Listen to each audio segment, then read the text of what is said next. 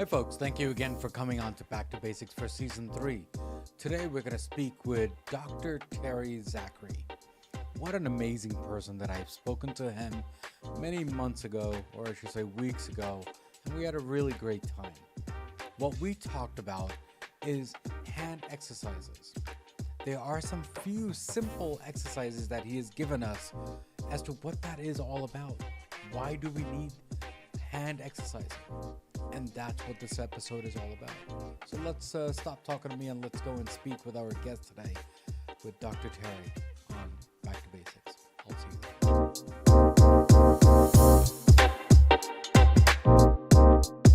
Hey, it's Dr. Terry Zachary. Hey, just want to take a second out of my day to thank Girish for being just such a wonderful host on Back to Basics.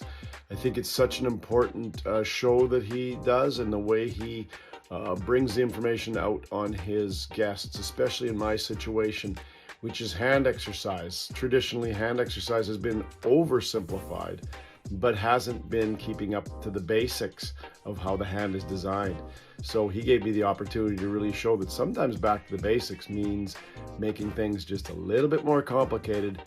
And then once you're respecting nature, then you simplify based on the real true facts. And he did a great job bringing that out in me, and hopefully really educating his audience about this really important area of your body and your fitness.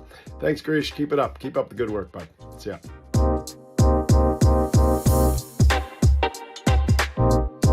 Hi, folks. Thank you again for coming on to Back to Basic Mode Health. Today, we're going to go and speak with our guest, Dr. Terry. Now, we spoke weeks ago about this episode, but today we even chatted even before this episode. We had a great time. Today, we're going to talk about exercising, but the different exercising is your hand motion exercising. Why is this so important? Just like what I said on my intro, it's all about real life of how we want to be. And that's what Dr. Terry is all about. So instead of wasting time with me, why don't we talk to Dr. Terry and see what's he all about? So Dr. Terry, thank you again for coming to Back to Basics. Oh, Girish, my pleasure. And thanks a lot for having me. I enjoy speaking on this topic. Yeah. Same here. Thank you again for coming here. So before we talk about the hand exercising and all what you do and why did you come up with this concept, what does Back to Basic mean to you? You know, back to basics. First of all, I love the term, and I love the term that you use. And the reason I love it so much is that there's a nuance of back to basic, in my opinion, where everybody thinks, well, we're going to make things super simple. And that's what back to basics means. And as we'll get into with the hand interpretation, it's actually been there's been a lack of education in the whole area of hand exercise and grip training, and so it's gotten to the point where back to basic doesn't apply to what we're doing in the hand exercise. It's limited. Like in general, we look at our hands and we see that we close our hands, and therefore, well, I'll just take something and close my hands more. And that's what we've come to understand is basic hand exercise. It's not basic at all. That comes from an ignorance of the hand muscles. Back to basics sometimes can make things more complicated before it gets simple. And that's sometimes what's happened in my experience for this whole hand exercise area, is that nobody wants to take the challenge on of explaining hand muscles and exercising all the hand muscles, because it can be pretty tricky. And I've taken that on over the years and made it super simple, but also it's based on the actual study of the complicated hand muscles and how grip mechanics works. So my view of back to basics and what it means is to look at how nature has made our body in exercise. I'm speaking specifically of now, but is to look at how nature has intricately designed our body. That's the basics to me. And to be accurate when we adapt our exercise program to the basics of life, not to the basics of I want something simple to do if it's not accurate. And that's what we've gotten to the trap over the 5 decades that I've been around, is we've gotten this trap where we take, if we're involved in grip sports or music or gaming or whatever, and we're going to exercise our hands, we're taking something and squeezing it, and that's actually creating more imbalance and actually poor blood flow. And we can get into that as we go, Garish, but that is not back to basics. That's a misunderstanding of basics. Hmm. So I hope I'm saying that point well, is that basics doesn't mean necessarily easy. Basics means let's understand the nuances of this life and really, chew the chicken off the bone and figure it out and get back to those basics, not to what our human mind can perceive as easy and just do that. Hmm. A lot of time basics can be easy, yes, but not all the time. We have to look at nature and get back to nature's basics. Yeah, Dr. Terry, thank you again, and thank you for answering that question. I totally understand that getting back to basics and not making things complicated is not easy. Right. But the process, people they need to understand, if they educate that well, it becomes easier, doesn't it? It's absolutely the point. In the long term, what you want it to be is easy. That's the thing. It just doesn't mean that the path to that is always easy. The path to that actually takes, a lot of focus and a lot of determined effort and, oftentimes a lot of study that would scare us away because it's not easy. But as with anything, it's hard before it's easy. And if we expect easy right off the bat on everything, we're going to miss a lot of the basics, whether it's, anything, sports, music, business, doesn't matter. Hmm. Uh, getting back to basics is often very difficult until you learn it, practice it, make it part of you, and then it becomes easy. Yeah, Terry, Dr. Terry, thank you again for coming here, and definitely honored. When it comes to hand exercising, we'll get into that basics there. When we work 24/7, and we are all working 24/7, kind of, right? I mean, we're on the computers, we're all on the tablets, we're all on eyes and whatever, right? Yeah. People, they do say that you need to step out for 15-20 minutes and then come back in again. It's because I think we just get tired. Now, is that the same process even for your hand motions? Because we're typing all day long, we're mousing all day long, or we're tableting all day long. What are your thoughts on that part? Yeah, no, it's an interesting question. What I think about it is absolutely. I mean, all parts of your body, all parts of your psyche. You need rest. I mean, we have to have balance in our life, or we're going to see that over time you're going to run into problems. With hand exercise, I think the main focus is yes, we are using our hands a lot. And you're talking about computers and tablets and smartphones are one of the biggest things now. We always talk about the most tricky things to maintain proper full hand health, strength and balance and blood flow is having your hands go through full range of motion on a regular basis. And with a little cell with the smartphones we have, we're small range of motion gripping and the thumbs are tapping away and fingers are tapping away through small ranges of motion. And that creates a problem of overuse, and it creates a problem of repetitive imbalance of the muscles as well. So definitely to look at that factor, you can't be on the computer all the time. You can't be on your phone all the time. You have to have rest periods. But I almost look at it in three ways, not just use and then we have to rest. I said we have to whatever we're doing with our hands. And like you say, almost everybody is using their hands more than they even imagine until they stop and think about it. But there's almost a three-step view of the hand muscles that I look at. We're all doing things with the hands closed. It's rare that we're not going to do anything with our hands open and pick up a coffee cup the opposite way or something, or pick up our luggage the opposite way, or throw a baseball with the back of our hand. We're always doing things in grip. So the first thing is there's going to be use. And then the second thing is you have to educate yourself to how to maintain these areas in balance and not let them go into the imbalance of repetitive gripping. So the second stage you have to do is something to offset the repetitive gripping that you're doing so that you maintain your muscles in a balanced position. And then I would say the third thing, Girish, would be you have to rest. You have to give your body a chance to heal. And then the person could even add on other facets of life, like making sure you're getting proper water and nutrition so that when you do rest, if as your body, hands as well, but the rest of your body needs to repair. You have to make sure you have the oxygen and then all the nutrients for that repair. So Yeah. yeah, but the 3 stages definitely, I never put it into just use your hands and then rest.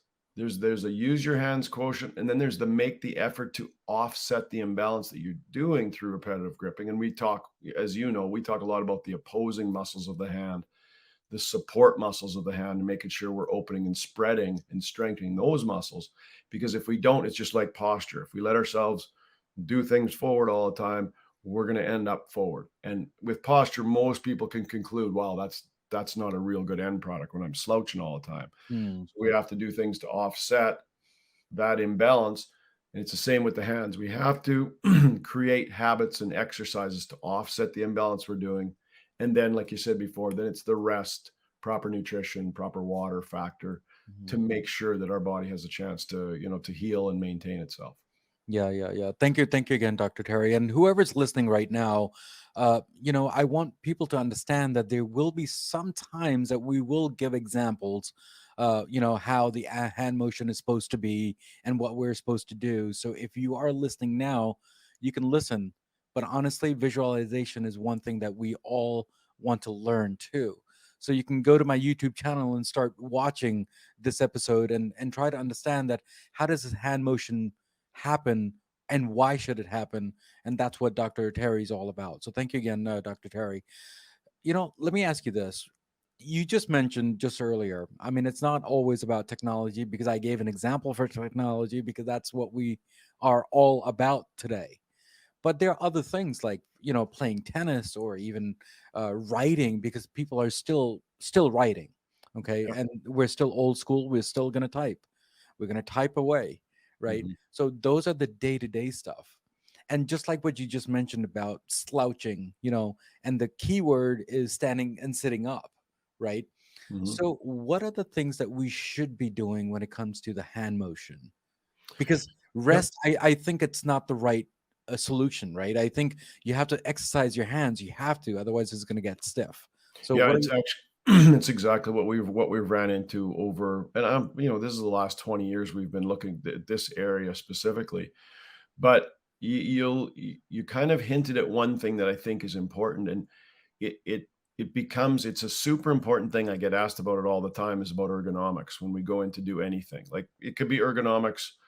Ergonomics basically means the positioning of your body around a workplace or an activity or whatever. So I can even extend ergonomics to where it's basically the position of your body as you're sitting in your office working on your computer, right? As you're typing. But I also believe that ergonomics can be, there's an extrapolation of it. Like, my background and how we developed this was from the market and just the environment of professional golf. Hmm. And we know in professional golf, we know in golf in general, there's certain ways that if you grip the club in certain ways, you're going to pre-stress these areas. And you can practice around that, and you can actually, the golf game can, you see some crazy techniques out there that people actually become extremely efficient at playing golf, but it's very hard on the body. So we try to stay neutral for in golf, for example, just like we would in the office. We want to stay as neutral as possible. So it's almost like setup and technique is a big part of it. Hmm. So as I build that up a lot, what we found when and like I say, we were addressing athletes. That's my background, is I'm a sports chiropractor, Hmm. and about half my practice was sports, half was family practice. So I saw all types of gripping, but the same mechanics created the problems. What I saw the limit of our ability to look at the problem was when we went into offices and stuff, we would see that, yeah, we've got an ergonomist in here. And again, that's an absolute necessity, I believe, is for people to understand the positions. But the ergonomist was seen as, that's the end of it. We've got an ergonomist. Now we sit there properly. And what we saw over the years is that, and same within golf. Well, if your technique, if I've got a neutral grip, it makes it easier to hit the ball straight and far. And that's true. And Hmm. we try to pre-position our bodies so that we are fundamentally as efficient as possible, like in golf or tennis or music or whatever, anything gripping, but also to be easiest on our body. But even in neutral positions, Girish, we are still squeezing. So we're still squeezing. So anytime I'm gripping something, there's no such thing as neutral. There's a better position. Hmm. But once I'm squeezing something on a regular basis, the nine muscles that close the hand are shortening compared to nine muscles that open the hand. And all of those muscles are involved in the mechanics of grip. Hmm. So what happens is just inherently, if I'm on the computer, if anytime we're doing something and we're doing a repetitive motion, even when it's better to be neutral. So don't get me wrong, I have utmost respect for the process of examining ergonomics, but that's not the end of it. We have to understand that we're still actively using these areas, and we have to understand the mechanics of that to understand that we also have to, like, it's almost like ergonomic exercise. Hmm. Have to position the user, like whoever the athlete is or the worker, you have to position them properly. But Hmm. that's not the end of it. And that's been seen historically as, well, that's it. We're positioned properly. That's all we can do. Hmm. But we need to be able to offset the actual imbalance of gripping something or doing something with the fingers. And Hmm. that's what we talk about. And once you get the positioning proper and you understand the muscle imbalance involved in an activity, you can handle both. And that's again what we've done over the years, is to analyze, why are we seeing all these finger and thumb and carpal tunnel and wrist and elbow injuries? I saw them in professional golf like crazy on some of the best golfers in the world. Hmm. And you just realize this guy or this girl has a beautiful golf grip, but yet they're still having these problems. Hmm. So then we say, wow, this is a muscle imbalance, and all the muscles that close the hand shorten. They're shortening the finger, they're shortening the thumb over time. They're collapsing the carpal tunnel, they're shortening the elbow. So there's an array of problems just from gripping mechanics, even if you are doing the activity as neutral as possible. I didn't want to ramble on about that, No, but you're totally fine. You're totally but fine. there's once you're gripping something, you can't be neutral. Hmm. You should grip it with the rest of the body in as neutral a position as possible, but you have to still not stop there. You have to see where else could there be imbalance. And wherever I'm gripping something, wherever I'm, so whether it could be a cell phone, could be a golf club, could be a tennis racket, could be a guitar or drumsticks. It could be dental hygienist is a real big deal that we've been working on for the last 5 years. They're gripping stuff, they're palm down. So you can have them in as neutral position as possible. It's just a really difficult mechanics, Hmm. because once you're gripping, those muscles are shortening, and you have to do something to offset that shortening. Dr. Terry, thank you again for that. Let me ask you this, because if you look at my hand, a lot of people, or both of my hands, a lot of people are complaining about this arch right here hurting a lot. Okay, due to maybe the motion or the positioning of the keyboard, for example, Yep. or the mouse, the way it's sitting, which is like this versus a proper arch, because I guess you need to have a little muscle hitting on the pod of the hands. Do you think that's the correct move to buy the correct keyboard, buy the correct mouse, buy the correct whatever in order to make your life a little better? Yeah, no, so absolutely worthwhile to look at the mechanics. Sorry, to look at the ergonomics and products that support ergonomics. Uh, and I'll take the example of the thumb, but I could take a finger, I could take a carpal tunnel, I could take an elbow.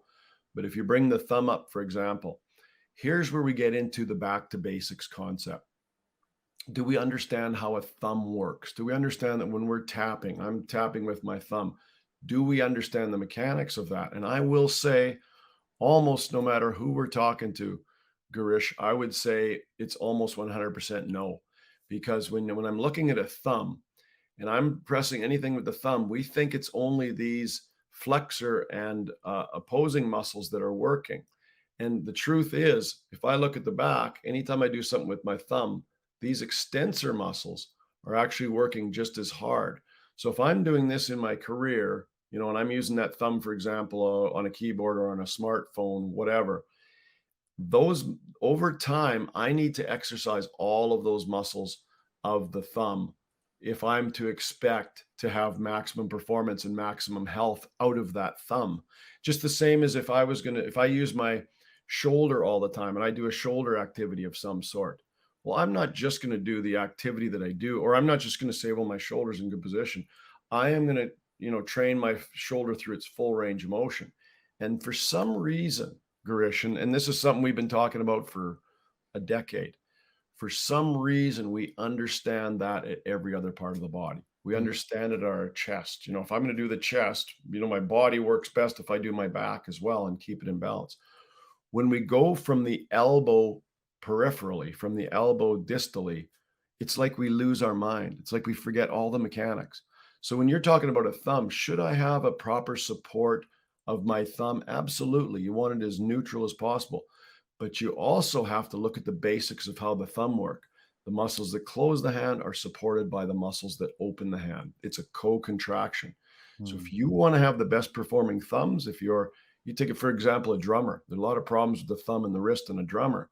And if a drummer wants to have, you should have your drumming. I'm not a drumming expert, but there's probably neutral in drumming and ways that they've found that if I turn my hand a certain way, I'm going to have problems. mm, So the position is still good, but for a drummer to really keep his or her thumb in the best health and the best maximum performance situation possible, they have to understand the mechanics of the thumb and the mechanics of the wrist, and they have to take all of those muscles involved through full natural ranges of motion, just like we would with any other part of the body.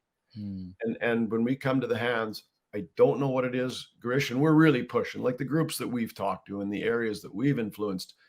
Once you hear it, you can't unhear it. Is Mm, that you have to train all the muscles that work the thumb if you want healthy thumbs. mm, At the same time, I would never say like, yeah, don't put your thumb in neutral position to start. You should have it as neutral as possible, and then you should exercise the hand, the thumb through its full natural range of motion to prepare it for the activity that it does every day. yeah, So it's but positioning, it's proper exercise, it's proper preparation of that body for the activity. Just like I mm, wouldn't if I was if I'm an NFL football player and I decided I'm just going to go out there and play football and not really train my body to play football, well, you're going to run into some problems. of course, And that's but Dr. Terry, sorry to interrupt you, but there no, no are problem. people, they don't know that they're getting into that positioning, Right. which is going to be correct or not correct.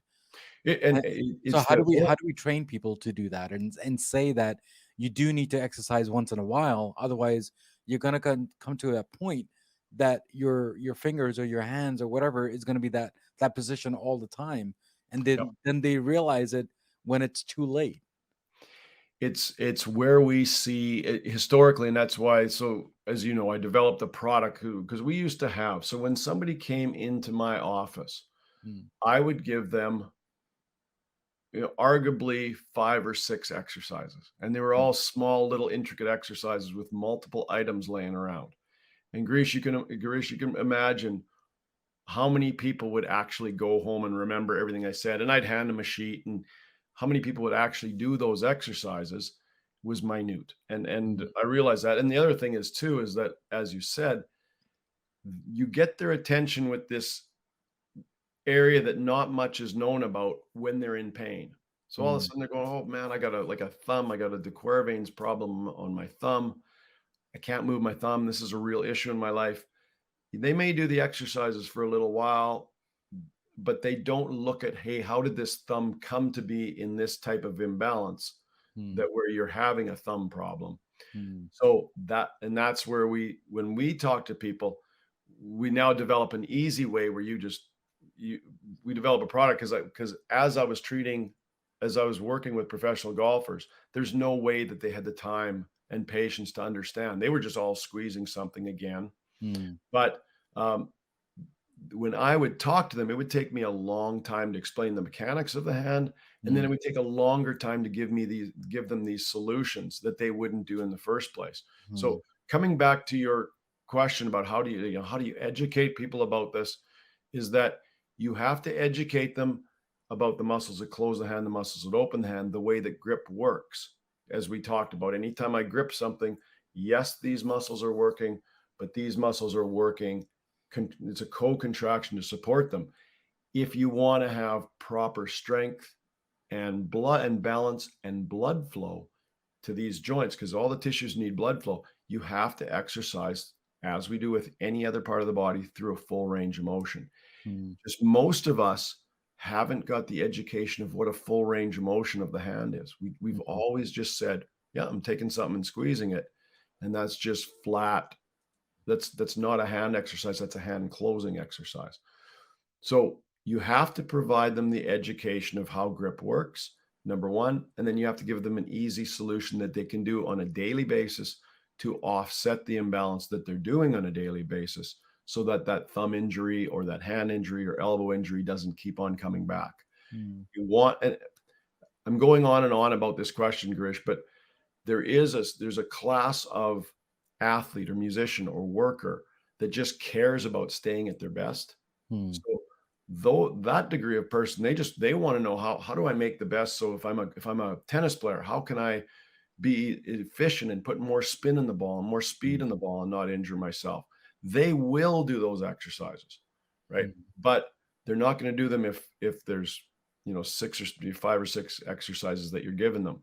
mm, We have to educate people how the area works. The bicep and the tricep is a little bit more obvious. So we're, mm, we're able to go, "Oh, I get that."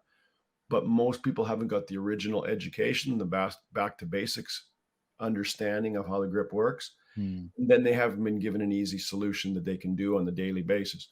Once you do that, we see everything change. Yeah, Dr. Terry, thank you again for explaining that because I think people they need to be known about this situation and how to educate them also at the same time.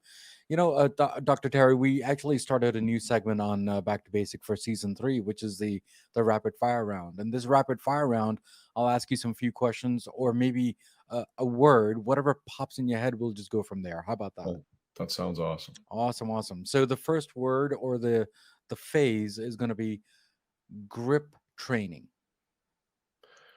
Full range of motion. Okay. Balance. Balance, I would say understanding. Can't Okay. get balance without understanding what's involved and what muscles are involved that you're trying to get balance of. So for balance, it'd be understanding, education. Okay. How about get a grip? I'm going to go with education again because education is what's lacking. Education. How about back to basics? Okay. How about wax on and wax off? Excellent exercise. Okay. Offset. Necessary. It's necessary to offset the imbalances that you're doing every day. Absolutely necessary. Underused term. Hmm. Legos. I don't know if you read my book. Legos reminds me of Lego hand. When we talk about Lego hand, where people are developing repetitive grip, and they develop Lego hand. We use the term all the time to show people if you're going to grip all the time, you're going to have Lego hand. Lego. I'll say Lego hand. That's what I'm really into. Okay. Mechanics. Um, Again, vital to understand the back to basics of mechanics. Okay. Absolutely vital if you want to have a good life and you want to perform well. Okay. Stress ball. Traditionally, a stress ball causes stress because you are repetitively gripping. It's completely misunderstanding the mechanics. When we use stress ball, we talk about using, again, I'm not pitching our product, but the product we use will actually, if you do hand exercise properly, it's a huge de-stressor and it's a huge detoxifier. I mean, I can talk to you more about that, but we're in rapid fire. Mhm. Muscles. Oh man, muscles. Vital to understand what they do. Okay. How many fingers do you have, Dr. Terry? Well, technically you have 8. Okay. Uh, mind over matter.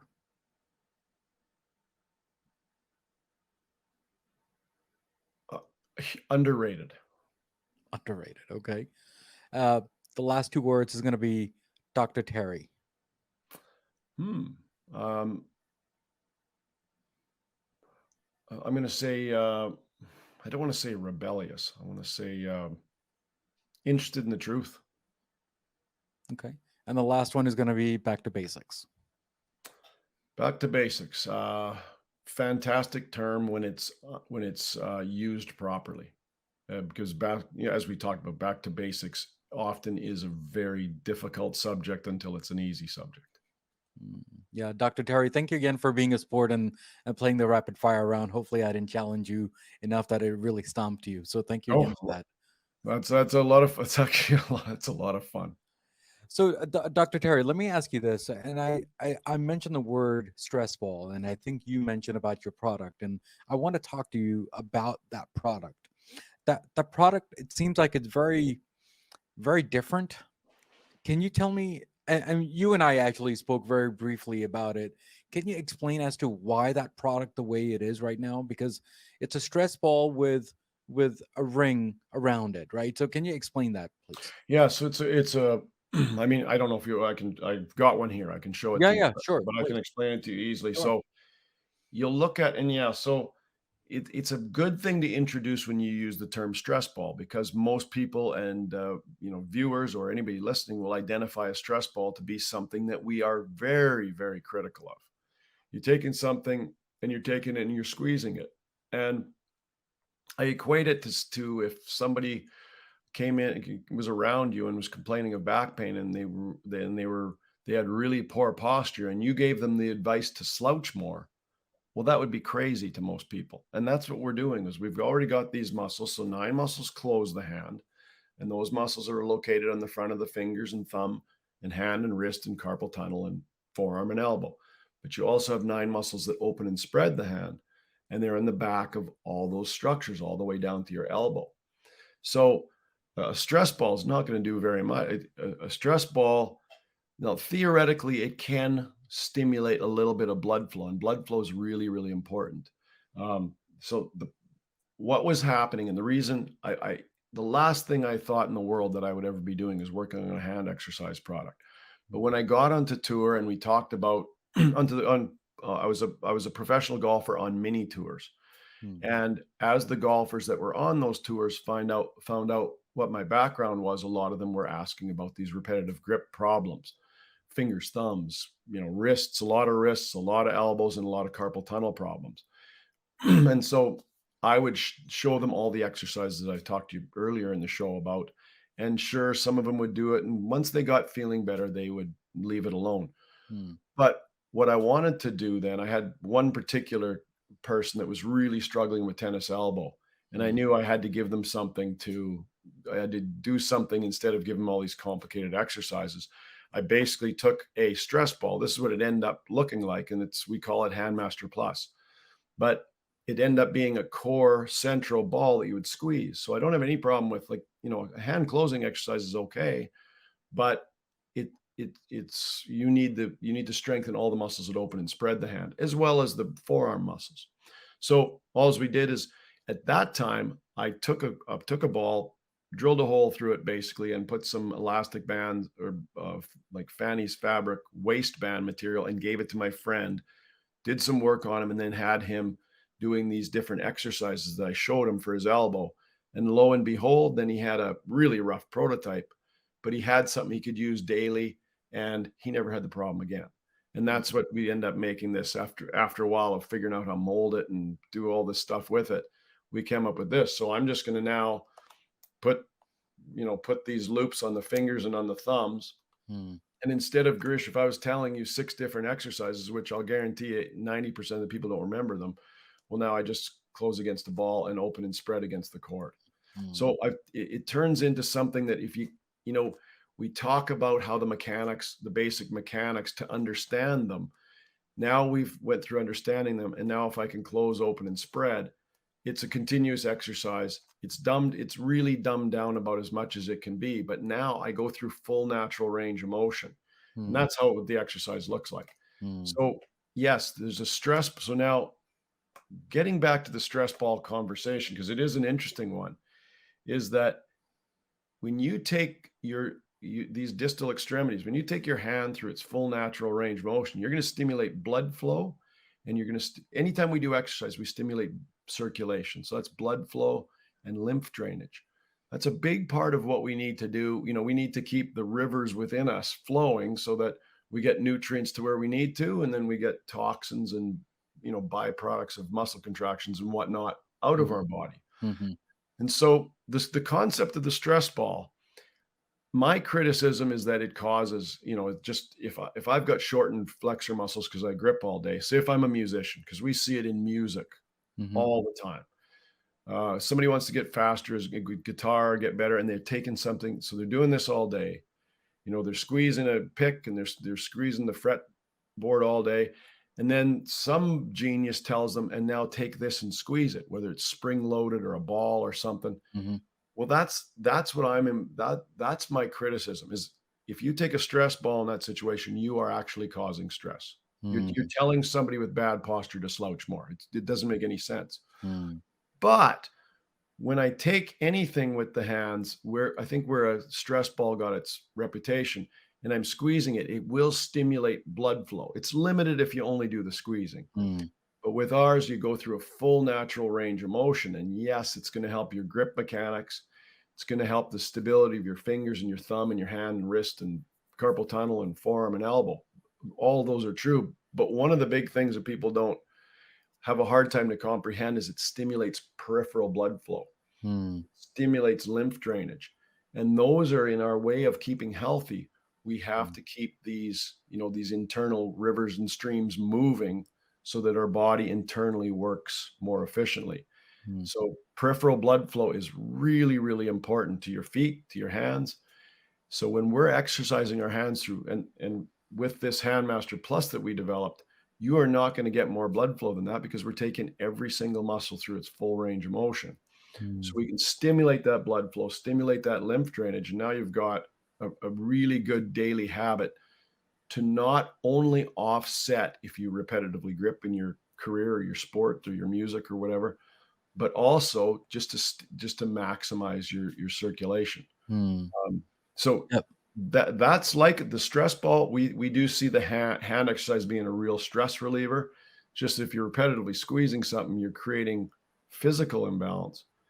If we do it properly and we stimulate blood flow, now you've got a stress relief situation. Yeah, Dr. Terry, thank you again for explaining that because I think the product is called Handmaster, right? Handmaster And Plus, yeah.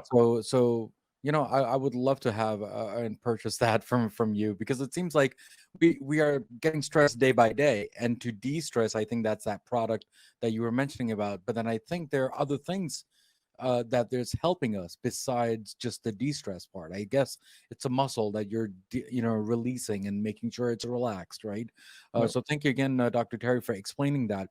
But before you leave today, is there a book or something that you are reading or any movies or music that you're listening to that it really resonates with you this week and how it stimulates you in a creative way?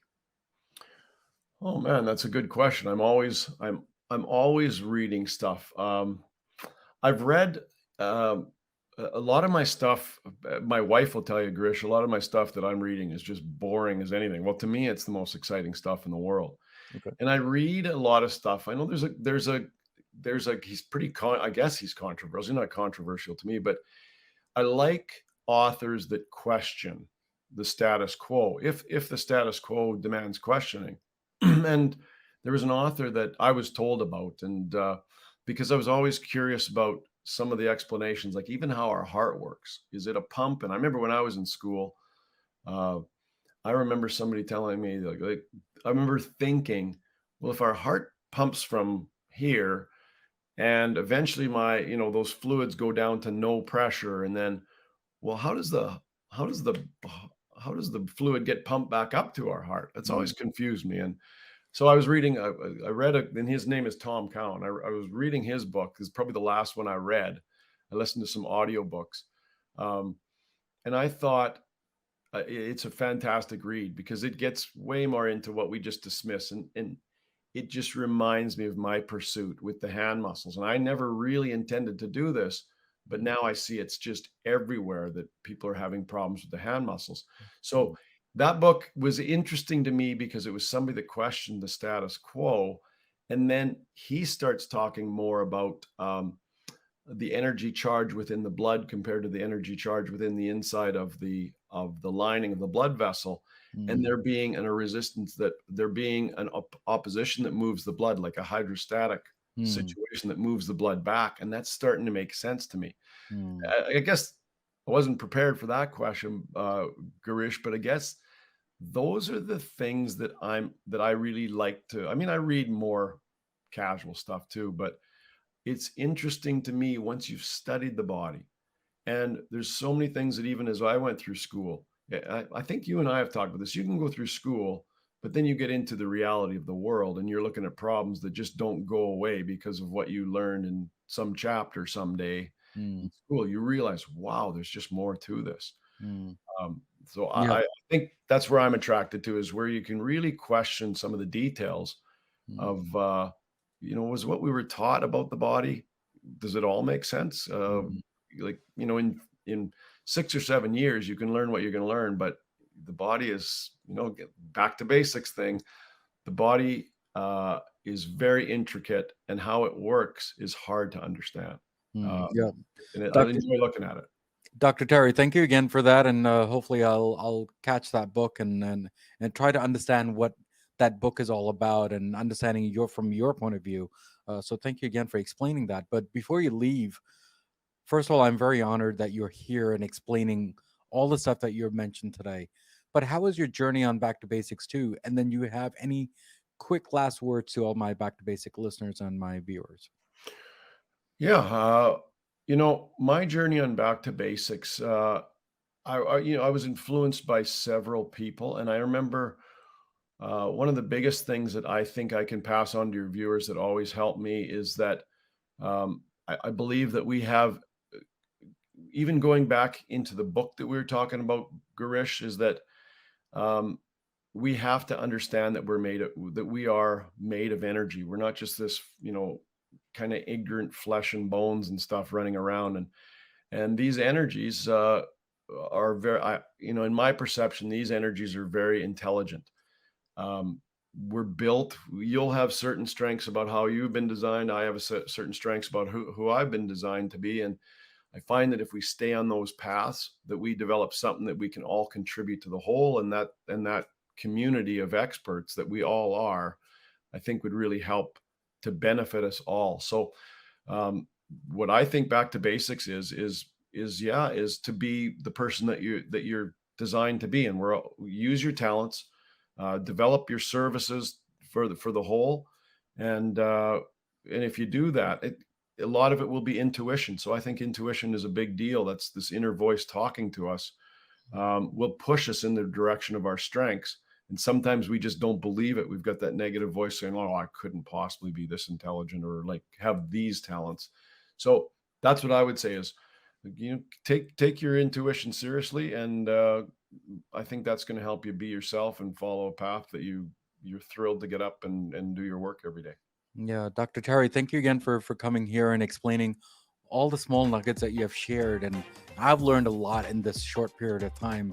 But thank you again for all the stuff that you have shared. And hopefully you'll come back with it's going to sound funny, but come back with the Hand 2.0 version of what Dr. Terry is all about. Yeah.